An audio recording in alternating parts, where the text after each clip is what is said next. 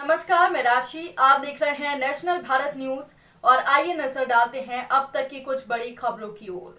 Samajwadi party के ticket पर जयप्रकाश अंचल में भारी समर्थकों के साथ जिला अधिकारी कार्यालय में पहुंचकर नामांकन किया। दौरान उन्होंने बीजेपी पर जमकर निशाना साधा। कहा, भारतीय जनता पार्टी की सरकार में कुछ नहीं हुआ, हम लोग विकास किए हैं, विकास करेंगे। इस बार मुझे जनता ने विधायक बनाया तो फिर से विकास बैरिया विधानसभा में होगा। भारतीय जनता पार्टी की सरकार में कुछ नहीं हुआ है।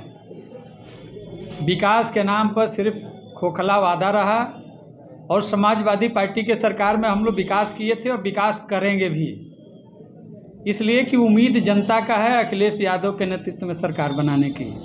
जिस तरह से राज खजाने को गांवों की तरफ देने का उन्होंने संकल्प लिया है, अपने संकल्प पत्र घोषणा पत्र में जो उन्होंने जारी किया है, उसमें चाहे वो किसान हो, चाहे मध्यम वर्ग के व्यापारी हो, या छात्र हो, छात्राएं हो, चाहे बेरोजगार नौजवान हो, उन्होंने सबके लिए कोई न कोई स्कीम लाया है कि जिससे सारे लोग लाभान्वित हो सकें। जिस तरह से उन्होंने 10 लाख नौजवानों को सरकारी नौकरियां देने का उन्होंने ऐलान किया है, उसी तरह से 22 लाख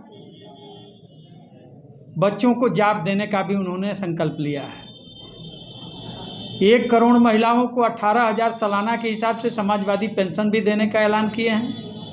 वहीं कन्याओं को कन्या विद्याधन, यानी जितना इंटर में लड़कियां पढ़ रही हैं, इंटर पास करेंगी, सबको कन्या विद्याधन देने का उन्होंने ऐलान किया है। 20 लाख नौजवानों को लैपटॉप भी देने का ऐलान किया है। वही किसानों की सिंचाई माफ़ करने का भी ऐलान किए हैं। घरेलू बिजली भी माफ़ करने की बात उन्होंने कहा है। इतना ही नहीं, किसानों को जिनका 2 एकड़ से कम की खेती है, उसे 2 बोरा DAP और 5 बोरी यूरिया का भी सहयोग करने की बात कहें। तो किसान को बिजली फ्री हो गई, उसके पत्नी को समाजवादी पेंशन 1500 रुपया महीना मिलने लगेगा। अगर कन्या है तो 35,000 रुपया कन्या विद्याधन मिलेगा। खेत की सिंचाई की बिजली फ्री हो जाएगी।